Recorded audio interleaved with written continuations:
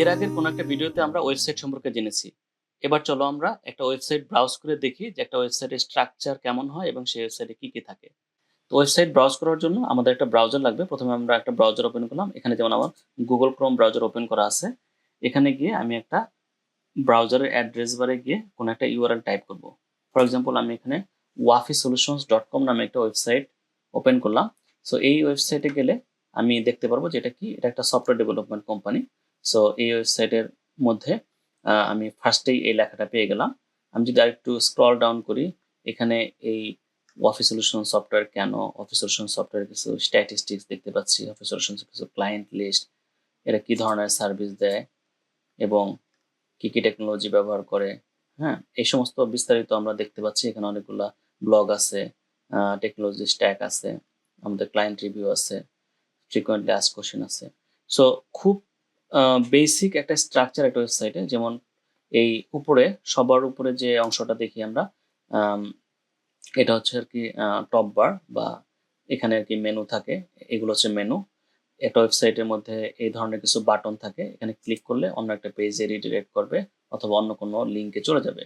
So তারপর যদি আমি একটুখানি ভেতরের দিকে যাই, এটা হচ্ছে একটা বডি।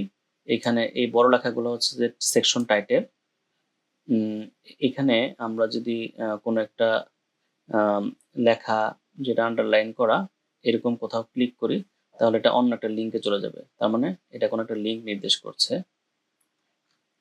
আমি যদি স্ক্রল ডাউন করি, এখানে যদি আমি ক্লিক করি, এটা অন্য একটা পেজে নিয়ে গেল। এটা হচ্ছে আরেকটা লিঙ্ক। সো একটা ওয়েবসাইটে সাধারণত এই ধরনের স্ট্রাকচার থাকে। টপে সাধারণত মেনুগুলো থাকে, এখানে সাব মেনু, এবং আমি যদি এখানে ক্লিক করি তাহলে এই পেজটাতে যেতে পারবো। এবং একটা ওয়েবসাইটের নিচে বডি পার্ট থাকে মাঝখানে। তারপর হচ্ছে যে নিচের দিকে, একদম নিচের দিকে হচ্ছে ফুটার পার্ট থাকে। এখানে ফুটারে কিছু গুরুত্বপূর্ণ লিঙ্ক দেওয়া থাকে। এখানে যদি আমি কন্টাক্টে যাই, উম, এখানে আরো কিছু ইনফরমেশন দেখতে পাচ্ছি, এবং এখানে কিন্তু যোগাযোগ করার জন্য একটা ফর্ম দেওয়া আছে।